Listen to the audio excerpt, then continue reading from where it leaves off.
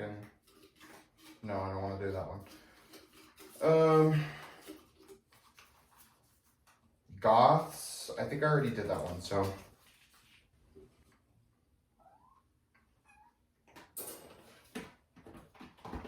Horror movies. Alright.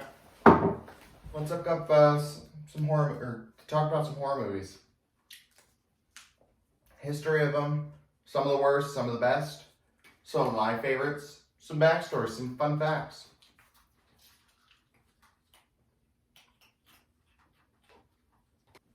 Alright.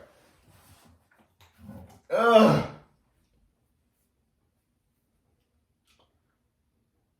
You guys want to buy a cat from us so bad. No, I don't need Twitter. I've literally never used Twitter. I didn't even install it on this phone.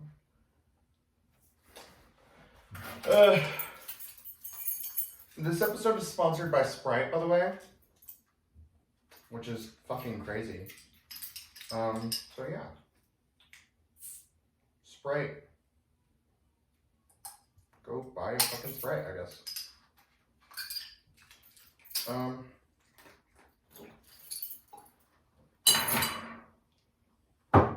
Yummy. I'm kidding, by the way. This episode isn't sponsored by anything. I'm lying. Let's see. What was the first ever horror movie?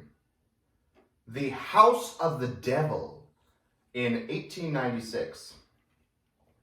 Let's see. Oh, shit. They're fucking insane, I swear to God. The House of the Devil, also known as Le Manoir du Diable, or The Devil's Manor, released in the United States as The Haunted Castle, and in the United Kingdom as The Devil's Castle, is a 1896 silent trick film directed by Georges Méliès. The film, which depicts a brief pantomime, same thing. It's on theme. Sketch in the style of a theatrical comic fantasy, which tells the story of an encounter with the devil and various attendant phantoms. It is intended to evoke amusement and wonder from its audiences rather than fear.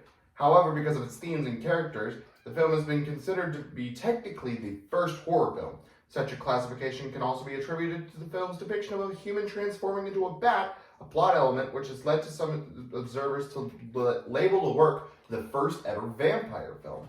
The film is also innovative in length. Its running time of over 3 minutes was ambitious for its era. One remake, also by Méliès, was produced a year later under the title Le Château Hant, also known as The Haunted Castle, which is often confused with the original film. The film was presumed lost until 1988, when a copy was found in the New Zealand Film Archive. This is off of Wikipedia, by the way. It was produced by Star Film Company. It starred Jean Dalcy, Jules Eugene Legree. It is a silent film, by the way. I don't know what that was. It was gunk stuff.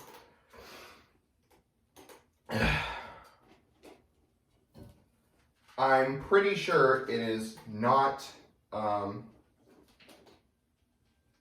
just going to put it up here.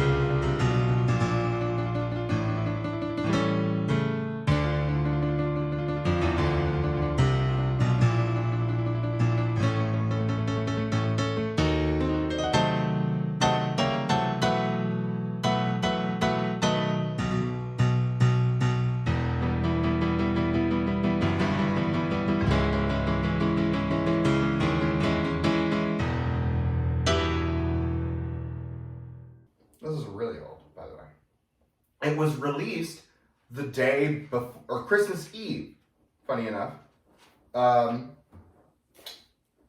It was filmed outdoors in the Garden of Mélier's property in Montreal-Saint-Denis with painted scenery.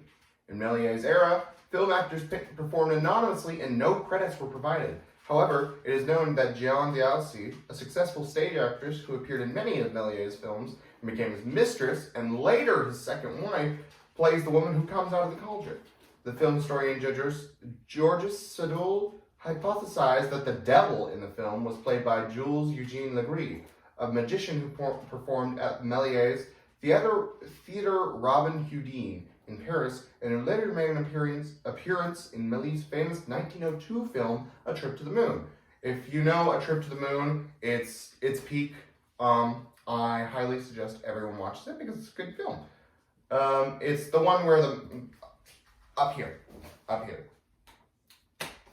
Everyone has seen it. It's innovative. It's pioneering.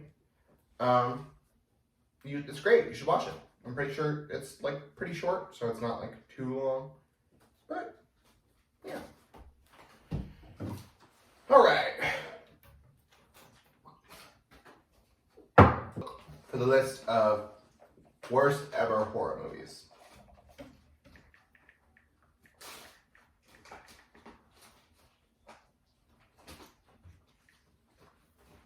Y'all cats are fucking being weird. The worst horror movies of all time. Let's go from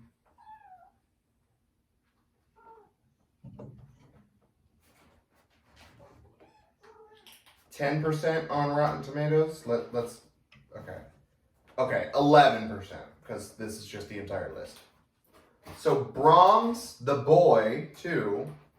Y'all know the Boy.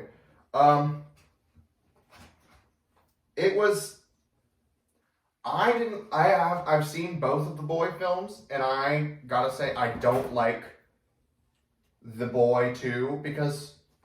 What do you mean it just all of a sudden became paranormal? Unless it, like, retcons, there could be good retcons and there could be bad retcons. There could be good and bad anything. Obviously not genocide and whatever, but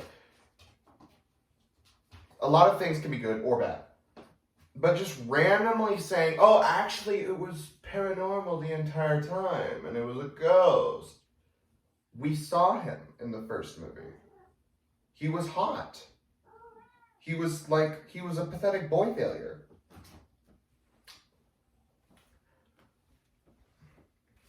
All right. But yeah. Never mind. Yeah, it was just boring. Terror strikes when a boy discovers a doll that appears to be eerily human. Yeah, no. Bad, just bad. I have not watched any of the Friday the 13th films at all, so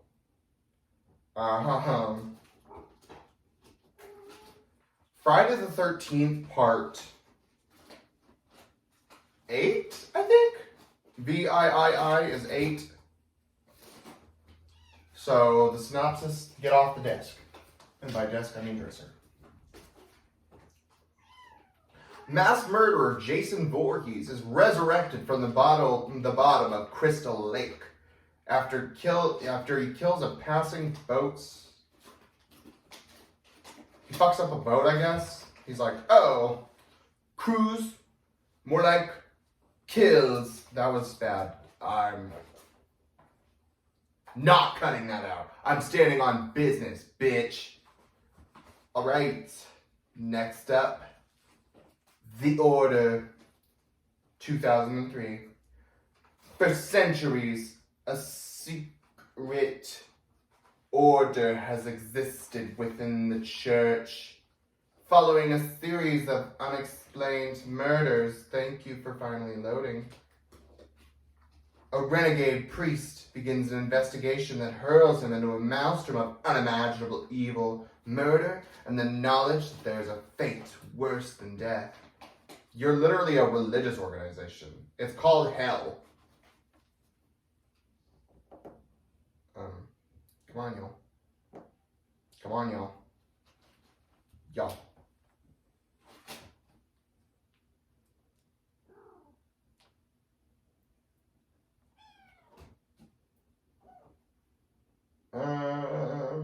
Please, y'all. What the fuck?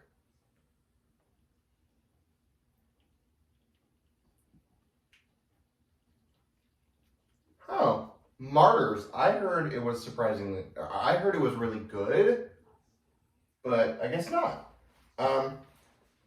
It's basically like a secret like gang or whatever, and they like kidnap people and they torture them to the like just the very, very brink of death. And then they kill them and then they revive them and they're like, hey, did you go to heaven? And if they didn't, and then they just basically kill these people. They make them into martyrs just to see what happens. And I thought that was like really interesting. I bet it could have been done better, but it was directed by the Goits. I think I've heard some bad things about them. Not that they were like rapists or something, but just that they were like bad directors. So that makes sense. I'm only doing movies I've heard of, by the way. I don't know. So, next. Slenderman! Honestly, this makes sense. You turning fandoms full of children, like children's fandom content, or just children's content in general, once it gets out of like, or once it gets into public domain, we don't need a horror movie for every single thing. Fucking Winnie the Pooh, fucking Valentine's Day, The Grinch, all this shit. We don't need it. We don't need it. Stop making horror movies for everything. Where's the Grinch fucking movie, love movie? When is he gonna... I want to see a Grinch movie that's the backstory of his lesbian moms. Okay? Come on. Let's see how they met. And then how they found the Grinch. Like, I want more explanations on them. Rings? I know I've heard of The Ring, but I haven't heard of Rings. So I'm assuming it's a sequel.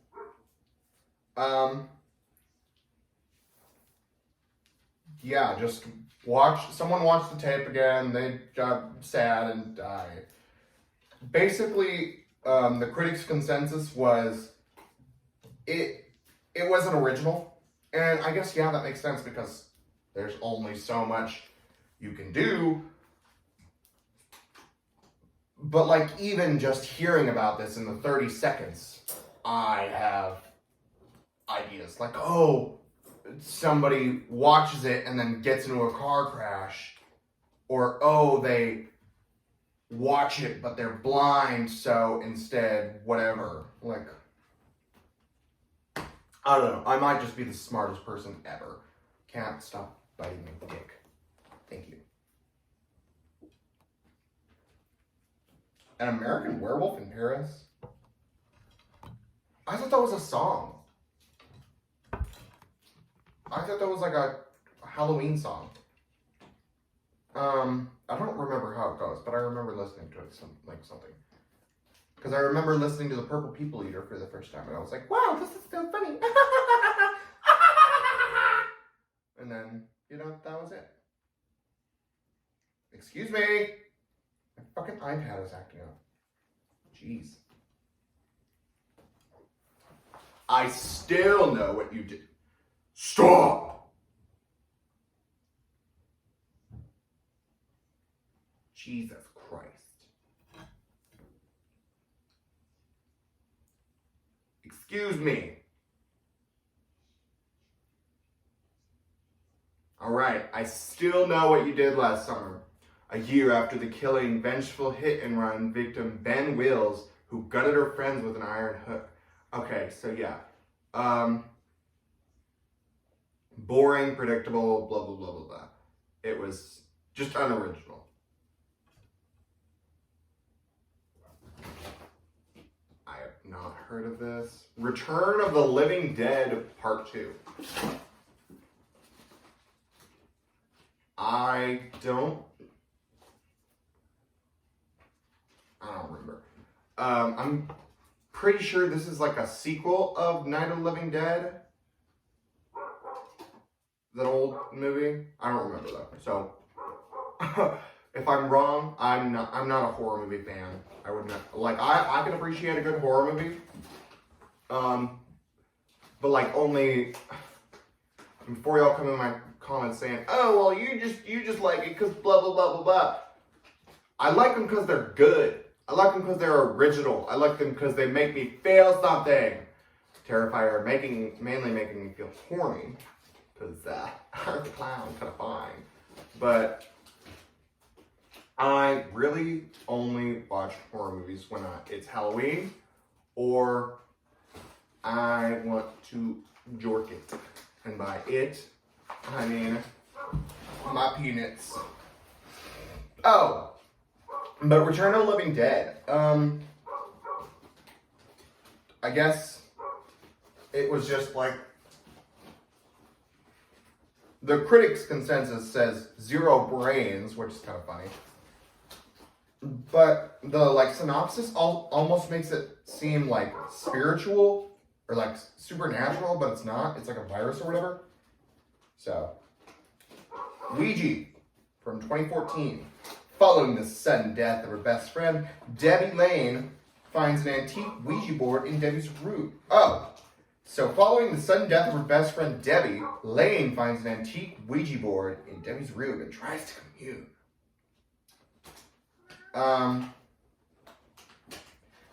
I guess it was just badly paced. So, yeah, don't watch these movies, guys. What the fuck?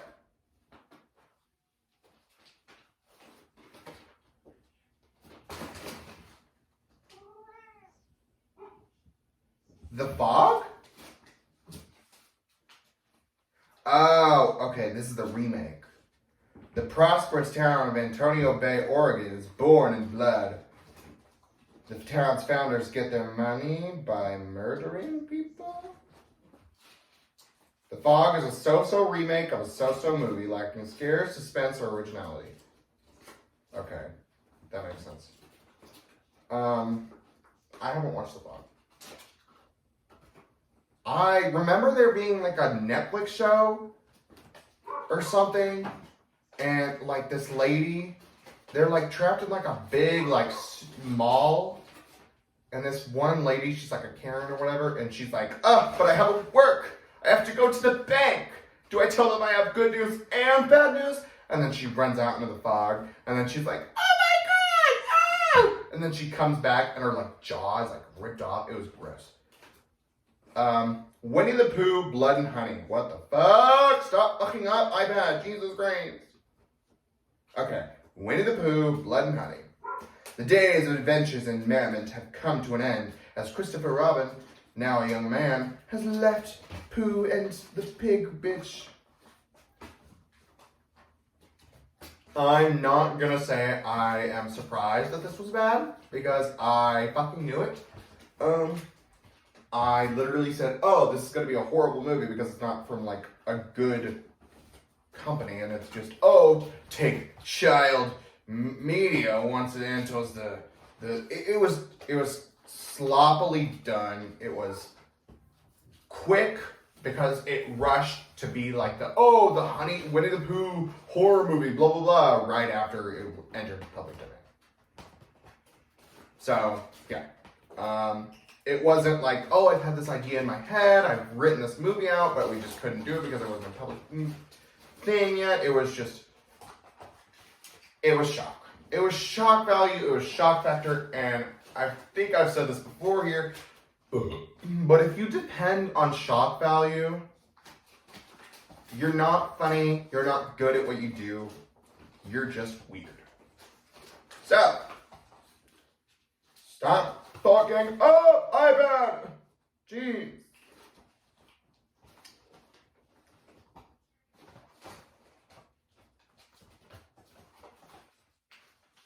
Jaws the Revenge, 1987. The family of widow Ellen Brody has long been plagued by shark attacks, and its unfortunate association continues. Why do they make so many Jaws movies? Why did they make so many? Like, okay, the shark attacks the guy, and then they blah, blah, blah, blah, blah, and now it's over. The shark is dead now. Okay, that was a good ending. Oh, the shark isn't actually dead, and also it attacks another group.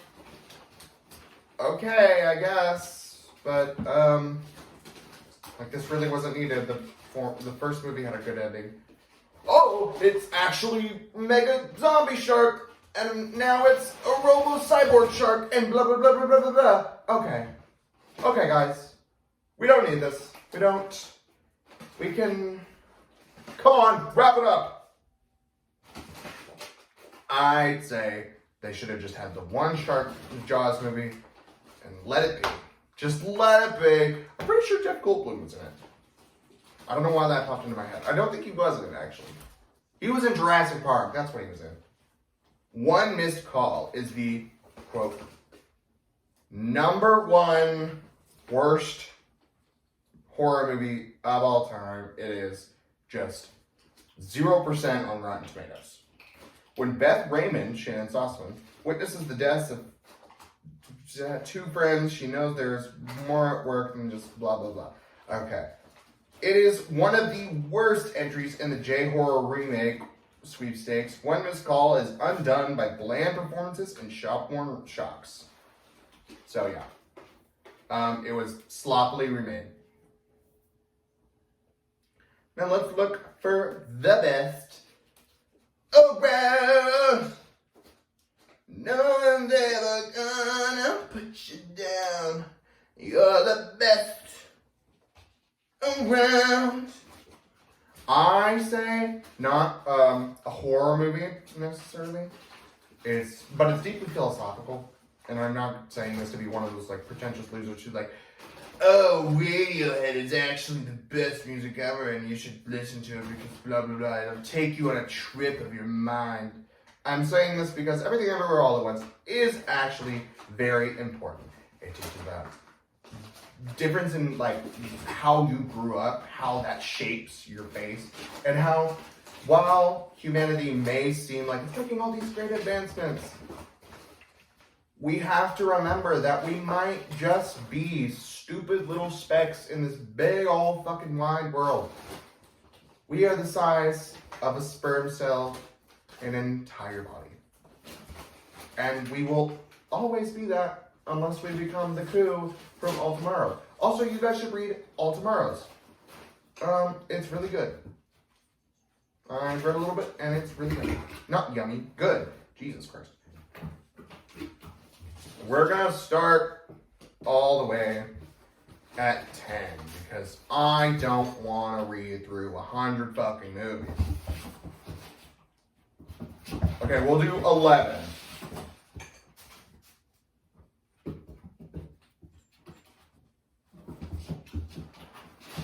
Come on, y'all.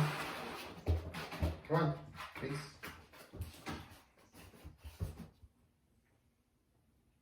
Okay, we're doing 12 because King Kong.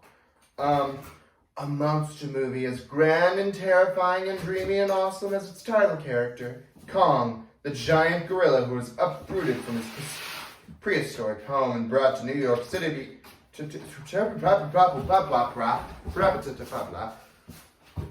be the ultimate sideshow attraction, is a fearsome beast. But he's also a gargantuan innocent who becomes a figure of touching and tragic circumstance. In scenes set in the primeval dinosaur jungles of Skull Island, Willis O'Brien's top revolutionary stop-motion effects have retained every bit of their wonder and miracle as Kong's presence in the emotion it conjures. When he grabs the original Scream Queen, the beguiling Fay Ray, and climbs to the top of the Empire State Building, battling the propeller planes that want to shoot him down, no film about an otherworldly creature with elemental fear was ever so moving. I guess it was pretty emotional. I haven't watched it. Alien. I forget they're considered horror movies and not just like sci-fi action. So.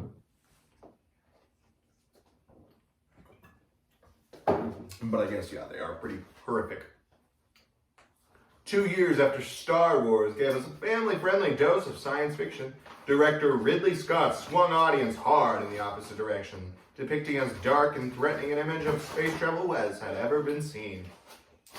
Dan O'Bannon hatched the script as a low-budget B-movie to be called Stud Beast. But Fox bought into the concept in a big way, resulting in an unprecedented sci-fi experiment. A well-funded, R-rated monster movie directed by a relatively unproven director of TV commercials. Scott had made just one feature, Zulus, but he had a gift for atmosphere and shared O'Bannon's belief in the Swiss artist H.R. Geiger's nightmarish design. And thus, the single scariest creature in film history was born, as if dredged from our unconscious, still dripping in toxic amniotic fluids. Throw in an epic jump scare, the chest burster, and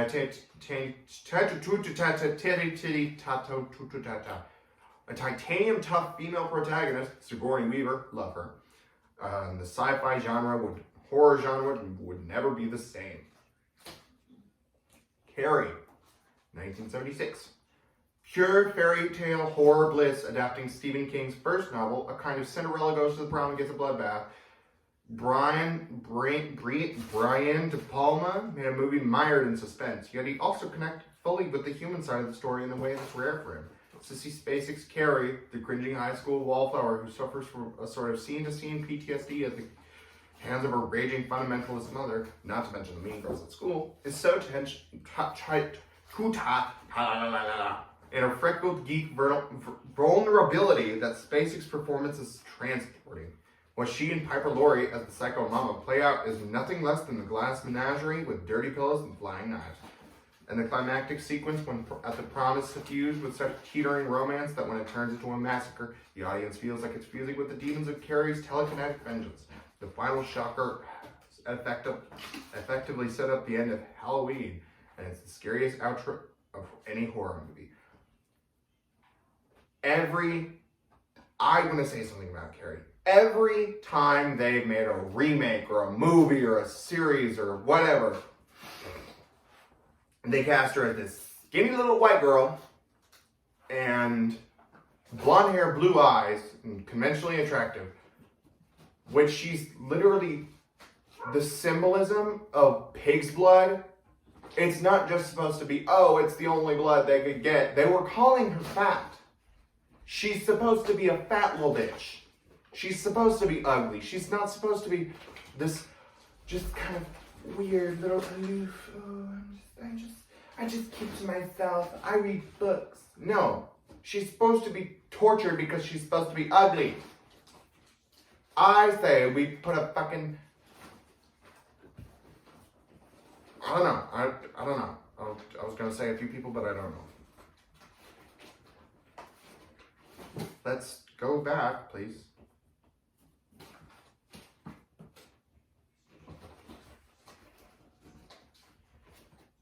Come on, y'all. Where was I? Oh my god! My fucking iPad.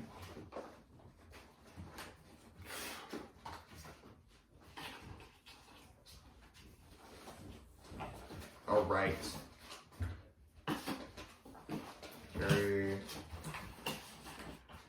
Cats! Y'all are driving me insane. They're so fucking loud.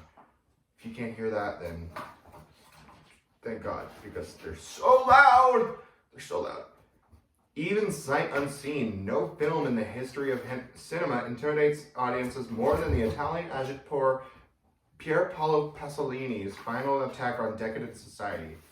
A scathing rebuke of both fascism, hence the location, a villa on Lake Garda where Mussolini spent his last 2 years, what do you know? How relevant?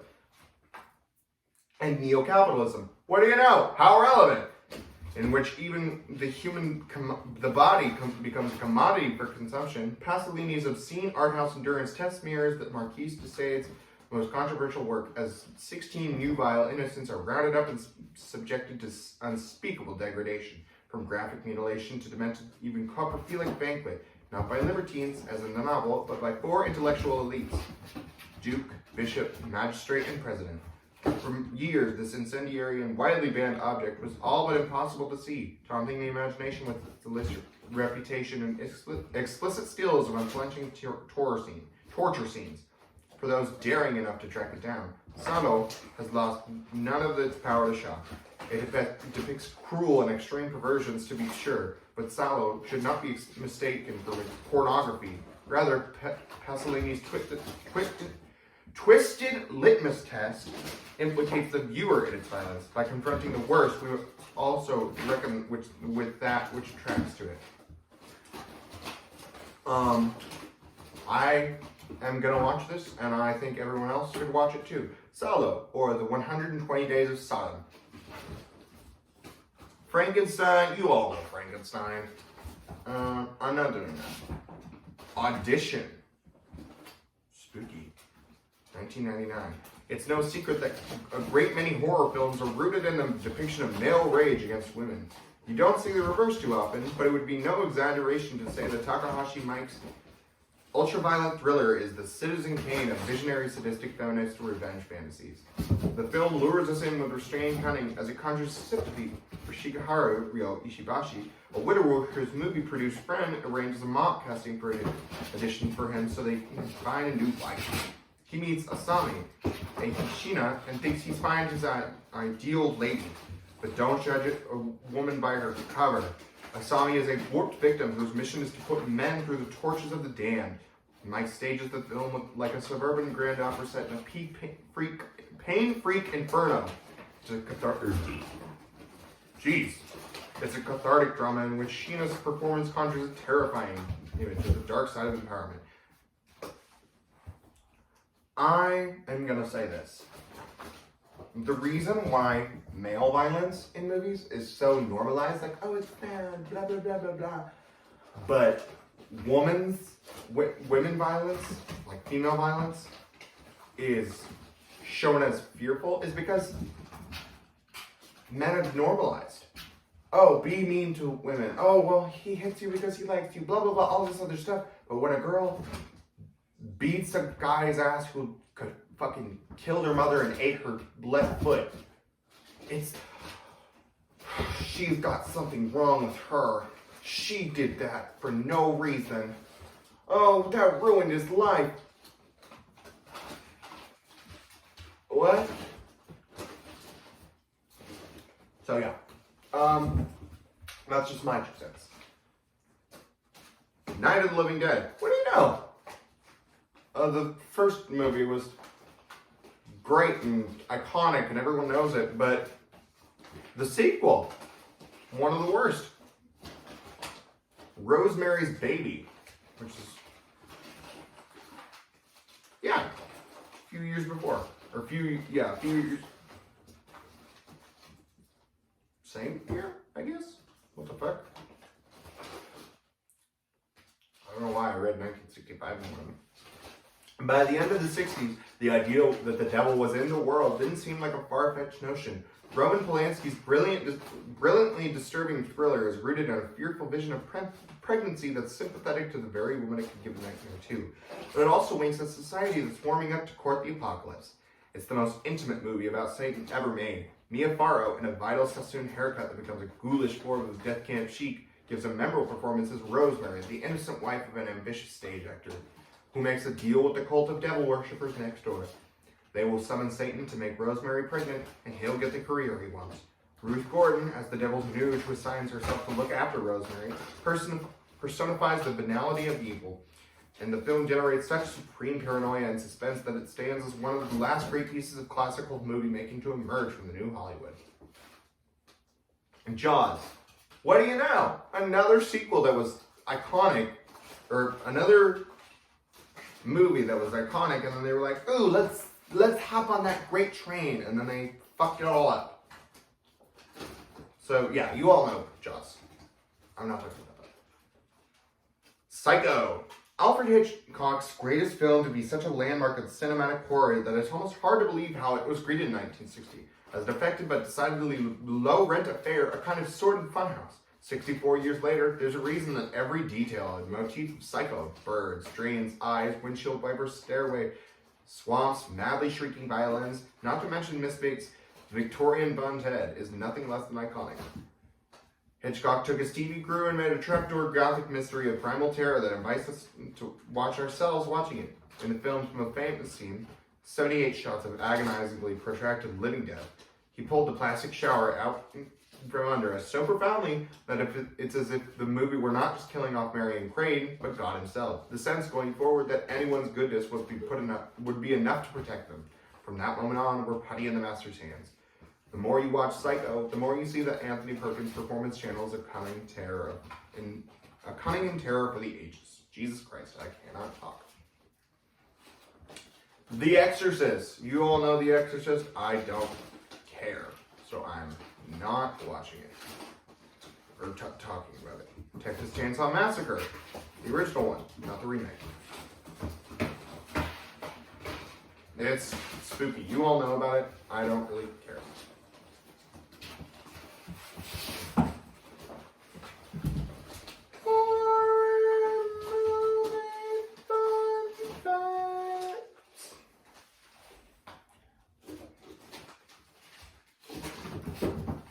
Fun fact numero uno. In Poltergeist, the filmmakers used real bones in the scene where JoBeth Williams' character falls into a pool of bones. They didn't tell her about the real bones until after filming was complete. Sissy Spacek, who played Carrie in the 1976 film, didn't take off her blood-soaked clothes for 3 days. So either she is a method actor or she was heavily abused, which is probably both. Probably both. Saw. The first ever Saw movie was filmed in only 18 days. Wow!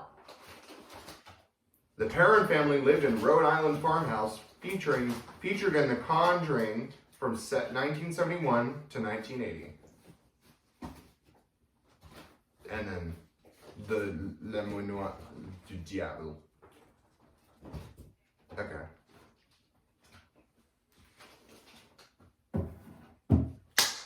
Let's talk about some horror movies that I like. I'm trying to think, actually, because these cats are fucking driving me insane.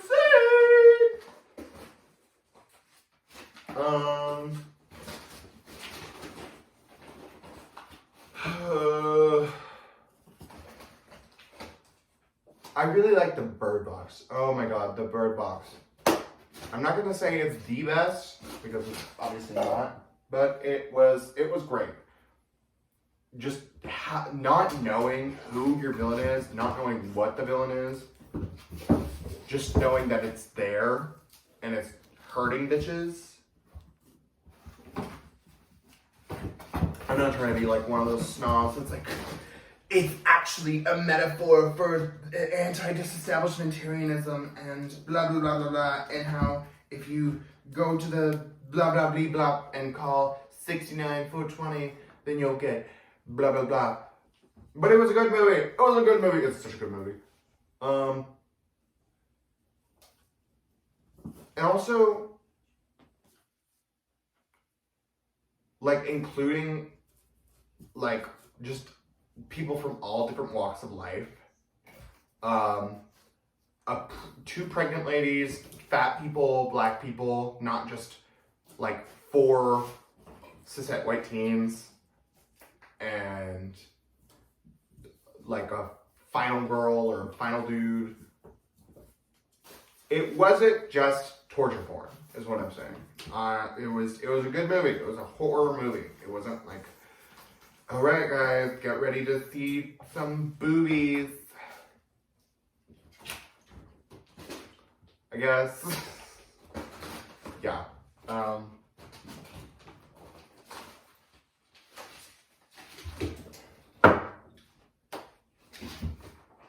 So that was, my $20. I have things to do today, and I want to get to doing them. So, this has been Hooked on Barb with Barbara Hook. Barbara Hook out.